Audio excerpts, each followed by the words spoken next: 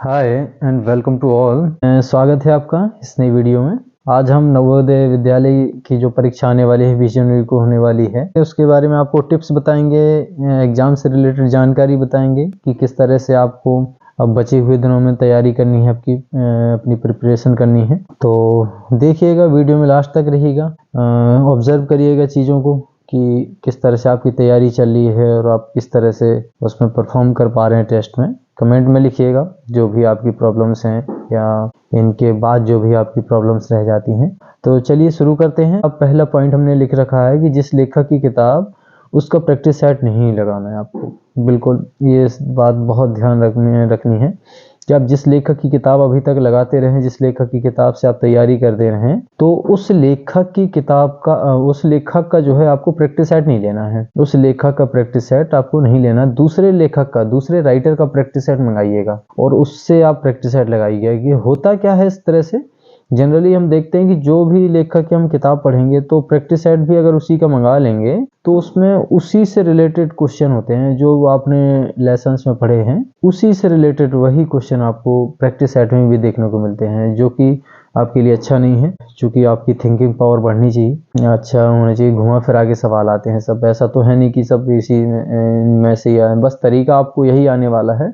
सवाल आपके सब संख्या न सोचने का तरीका आपको डेवलप करना पड़ेगा, ये सब आपको लिए अलग आएंगे, लेकिन होंगे बहुत सिंपल। बस थोड़ा सा आप दिमाग लगाएंगे, छट से उनको सॉल्व कर लेंगे। बस थोड़ा सा उनको घुमाने फिराने वाले, उसी में जो बच्चे घूम फिर गए तो बस घूम ही जाते हैं फिर। तो इसका आपको विशेष ध्यान रखना है कि दूसरे लेखक के उसमें नए नए सवाल, दूसरे लेखक का आप प्रैक्टिस सेट मंगाइए, उसमें नए नए सवाल होंगे, उनको आप ऑब्जर्व करिएगा, लगाइएगा।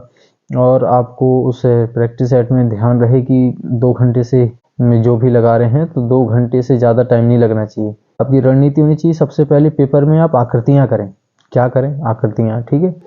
आकृतियों के अलावा फिर उसके बाद जो है हमें हिंदी वाले गद्यांश पढ़ लेने चाहिए, फिर उसके बाद मैथ में उलझना चाहिए, क्योंकि उसमें टाइम थोड़ा सा लग जाता है मैथ में।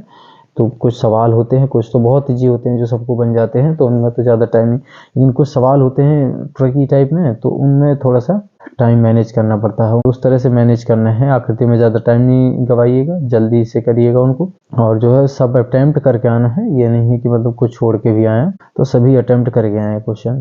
दूसरा, नियमितता बनाए रखें। तो मतलब कि टाइम आप ना बनाए रहें, मतलब कि नियमित रूप से पढ़ाई करते रहें। ये नहीं कि आज हमने 2 प्रैक्टिस सेट लगा लिए, कल बिल्कुल नहीं। ज़रूरी नहीं 2, मतलब रोज़ का 1 ही लगाते जाएं और फिर उसी को एनालाइज करें। जो टॉपिक कमज़ोर है उसको सही से फिर से दोबारा से अच्छे से लगाएं, फिर उसके बाद अगले दिन फिर नई तैयारी के साथ अगला प्रैक्टिस सेट लगाइएगा। वही है कि नियमितता बनाए रखें। अब ये गैप नहीं होना चाहिए आपका, और बहुत ही ईजी तरीके से करिए, रिलैक्स होके एकदम, ठीक है। उसमें कोई बहुत ज़्यादा स्ट्रेस लेने की ज़रूरत नहीं है, आप बिल्कुल एकदम रिलैक्स रहिएगा। बस प्रैक्टिस सेट में आपको दिन में, वैसे ही अभी छुट्टियां हो गई हैं सबकी, विंटर वेकेशन की, मतलब 1 तारीख से हो ही जानी है। बढ़िया तरह से आप दिन में 2 घंटे प्रैक्टिस सेट को दीजिएगा और 1 घंटा उसको एनालाइज करिएगा कि कहाँ आप गलतियां कर गए। और जो आपको टॉपिक तैयार करना है उसके लिए 1 घंटा दे दीजिएगा, 1 आध घंटा आकृतियाँ पढ़ लीजिएगा। मतलब दिन में 3-4 घंटे पढ़ लेंगे, बहुत होगा उसके लिए, ठीक है। 3-4 घंटे, 5 घंटे अगर आप पढ़ पाते हैं तो। नहीं तो जब तक आपका दिमाग अच्छे से काम करे, रिलैक्स होकर काम कर पाए, तब तक आप पढ़िएगा। बात जो है नियमितता, वही है कि डेली आपको लगाना है, उसमें रूटीन बनाए रखना है बस डेली का। सकारात्मक तथा आत्मविश्वास बनाए रखें। हाँ, ये बहुत ज़रूरी है कि सेल्फ कॉन्फिडेंस और पॉजिटिविटी, सकारात्मकता। ये नहीं कि आप ये दिमाग में धारणा रहे कि बहुत पेपर कठिन आने वाला है, क्या होगा क्या नहीं होगा। बिल्कुल नहीं, पेपर बहुत ही ईजी आता है। वो आपसे नहीं चाहते कि बहुत ज़्यादा कैलकुलेशन करें, मतलब आपको उसमें थोड़ा सा ट्रिक्स ढूंढनी होगी कि किस तरह से आप उनको सॉल्व कर सकते हैं। पेपर वाले वो बहुत ज़्यादा कैलकुलेशन नहीं करवाते हैं, बहुत ज़्यादा कैलकुलेशन वाले होंगे, कुछ ना कुछ उसमें ट्रिक्स निकल ही आएगी कि किस तरह से लग जाएगा ना, और वो लगा लेंगे आप आसानी से। सब आपके पढ़े हुए सवाल आने हैं, तो आपको हमेशा जो है अपना सेल्फ कॉन्फिडेंस है, जो आत्मविश्वास है, आपको बनाए रखना, बरकरार रखना है। कुछ भी ये धारणा मत बनाए के जाइएगा कि बहुत कठिन है या क्या है।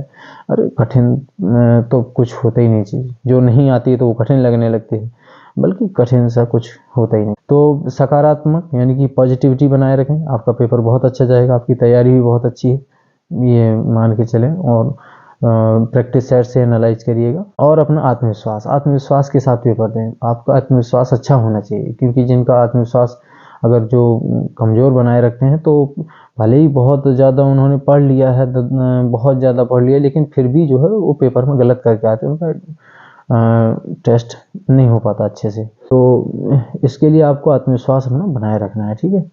अपना रिलैक्स होकर पेपर दें, कोई ज़्यादा घबराने की बात नहीं है। बाकी बच्चे दिन में अधिक से अधिक प्रैक्टिस लगाएं। वही है कि रोज़ का एक तो लगा ही लें, 2 लगाएं तो और बढ़िया है, नहीं तो 1 लगा ही लें, ठीक है। और आकृतियों की तैयारी कैसे करें, ये मेन चीज़ है, क्योंकि आकृतियों का वेटेज सबसे ज़्यादा रहता है। 40 आकृतियाँ यानी कि 50 नंबर की, तो उसमें 10 टाइप की आकृतियाँ आती हैं, तो उसमें हर एक को एनालाइज करिएगा। अगर आपको कोई भी दिक्कत है आकृतियों में, तो आप कमेंट सेक्शन में लिखिएगा, हम उसी का एक टॉपिक आपको बना के डाल देंगे अभी बीच के दिनों में, ठीक है। जिस भी आकृति को आपको समझाएंगे, जो भी टॉपिक, यकीन मानिएगा उसको एक बार से दोबारा नहीं आपको पढ़ना होगा, बहुत ही ईजी वे में बताएंगे आपको, ठीक है। और हाँ, आप इसकी तैयारी करते हैं तो चैनल सब्सक्राइब भी कर सकते हैं आगे इसी तरह के एग्जाम्स के लिए। आगे भी हम आपको गाइड करते रहेंगे। आगे के लिए आप इंग्लिश ग्रामर हैं, बहुत सारे सैनिक कहने वाले भी हम अच्छे से थोड़ा सा देखेंगे। तो चलिए, कोई बात नहीं। पेपर के लिए महत्वपूर्ण टिप्स यही है कि अपना उसमें बेहतर से बेहतर स्टेबल रहने की कोशिश करिए, बेहतर से बेहतर उसमें परफॉर्म करिए। आपका उस समय का स्टेबल रहना, दिमाग का सही संतुलन में रहना, वही आपके लिए सबसे अच्छा रिजल्ट लेके आएगा, ठीक है। और बाकी आपको जो डाउट्स रह गए हों, वो आप कमेंट सेक्शन में लिख सकते हैं। और एक चीज़ और कि एडमिट कार्ड ज़रूर डाउनलोड कर लें, क्योंकि एडमिट कार्ड तो आ गए हैं, काफ़ी दिन हो गए, उम्मीद है सबने कर भी लिए होंगे, वो कर लें। और अपना जो है उसमें जो भी निर्देश दिए गए हैं एडमिट कार्ड में, उनको ज़रूर पढ़ें। उनको एक बार दिन में टाइम निकाल के पढ़ लें, तो आपको उसका आइडिया हो जाएगा कि क्या आपको ले जाना है एडमिट कार्ड के अलावा। बाकी सबके पेपर के लिए wish you all the best. उम्मीद है सबका पेपर अच्छा ही जाएगा।